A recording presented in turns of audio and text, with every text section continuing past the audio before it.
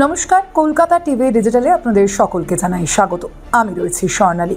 আজ যে খবরের দিকে আমরা নজর রাখবো এই মুহূর্তে, শুভেন্দু অধিকারীর জেলায়, সেখানেই তৃণমূল কংগ্রেসের পুরসভার এক চেয়ারম্যান, তাকে গ্রেপ্তার করা হয়েছে। এবং যেমনটা জানা যাচ্ছে, এখনো পর্যন্ত যে তথ্য আপনাদের সামনে ইতিমধ্যেই আমরা রাখতে চলেছি, তৃণমূল কংগ্রেসের যে চেয়ারম্যান, পুরসভার চেয়ারম্যান স্বপন নায়েককে কিন্তু গ্রেপ্তার করা হয়েছে। আমরা দেখেছি এই স্বপন নায়েক কিন্তু বারংবার বিতর্কের তালিকায় এসেছে, বারংবার একাধিক যে অভিযোগ তার বিরুদ্ধে সামনে এসেছে। এবং এবার যে অভিযোগে তাকে গ্রেপ্তার করা হয়েছে, মূলত যে পুলিশ সুপার তিনি কিন্তু যে বিষয়টি ইতিমধ্যেই সামনে রেখেছেন, যে এই যে স্বপন নায়েক, তার বিরুদ্ধে একদিকে যেমন জমি দুর্নীতির যেমন অভিযোগ রয়েছে, আর্থিক দুর্নীতির অভিযোগ রয়েছে, এবং একই সঙ্গে এই যে জমি দুর্নীতির কথা বলা হচ্ছে, সেখানে কিন্তু একেবারে স্পেসিফিক্যালি মেনশন করা হয়েছে যে বিষয়, যে সরকারি জমি, সেই সরকারি জমি কিন্তু বেআইনিভাবে লিজ দিয়েছিলেন এই স্বপন নায়েক।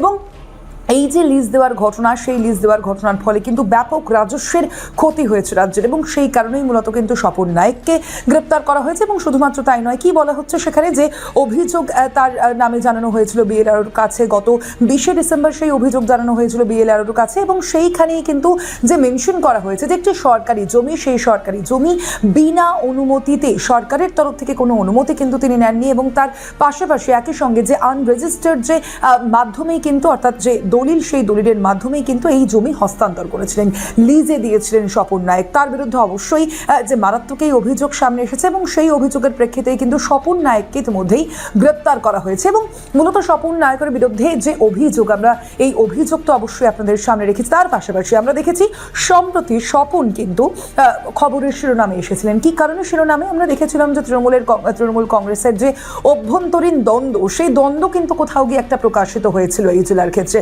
আমরা দেখেছিলাম স্বপনের বিরুদ্ধে একাধিক অভিযোগ সামনে এসেছিল তৃণমূল কংগ্রেসের তরফ থেকে। তাকে কিন্তু তার যে পদ, অর্থাৎ তৃণমূলের এই পুরসভার যে চেয়ারম্যানের পদ থেকে তাকে ইস্তফা দেওয়ার কথা বলা হয়েছিল, কিন্তু তিনি কিন্তু সেই পদ থেকে ইস্তফা দেননি।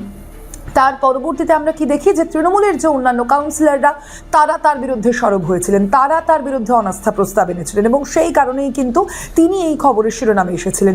এবং এই যে তৃণমূলের গোষ্ঠীদ্বন্দ্বের যে ঘটনা, সেই ঘটনা প্রকাশ্যে এসেছিল। আমরা দেখেছিলাম বিরোধীরা একাধিক অভিযোগ সামনে এনেছিল তৃণমূলের বিরুদ্ধে, এবং ঠিক সেই ঘটনার পরে কিন্তু এবার গ্রেপ্তার করা হলো স্বপনকে। এবং যেমনটা আপনাদের জানাচ্ছিলাম, যে মূলত আর্থিক কেলেঙ্কারি, আর্থিক দুর্নীতির সঙ্গে নাম জড়িয়েছে এই স্বপন নায়েকের, এবং তার পাশাপাশি সরকারি জমি কিন্তু বেআইনিভাবে তিনি লিজ দিচ্ছিলেন, সেই কারণেই স্বপন নায়েককে এই গ্রেপ্তারি। অবশ্যই এই গ্রেপ্তারের কারণে যে জেলার রাজনীতিতে যথেষ্টই চাঞ্চল্য পড়ে গিয়েছে, শাসক বিরোধী তরজা ইতিমধ্যেই সামনে এসেছে, কারণ বিরোধীরা সরাসরি কিন্তু এই ঘটনার ক্ষেত্রে আঙুল তুলছে তৃণমূল কংগ্রেস নেতৃত্বকে। যদিও তৃণমূল কংগ্রেস নেতৃত্বের যে বক্তব্য এখনো পর্যন্ত সামনে এসেছে, যে তারা আগেই জানিয়েছিলেন যে তারা এই যে স্বপন নায়েক আছে, তাকে কিন্তু ইস্তফা দেওয়ার কথা বলা হয়েছিল, কিন্তু তিনি সেই ইস্তফা দেননি। এবং কি তৃণমূলের যে 6 কাউন্সিলররা রয়েছেন, তারাও কিন্তু অনাস্থা প্রস্তাব তার বিরুদ্ধে দিয়েছিলেন। যদিও তার পরবর্তীতেই এই যে ঘটনা, অর্থাৎ স্বপন নায়েকের যে গ্রেপ্তারির ঘটনা, তা কিন্তু শোরগোল ফেলে দিয়েছিল রীতিমতো জেলা রাজনীতিতে। অবশ্যই এই খবর তো আপনাদের জানালাম, তবে তার পাশাপাশি অন্যান্য খবরের জন্য অবশ্যই দেখতে থাকুন কলকাতা টিভি ডিজিটাল, রাত দিন 7 দিন।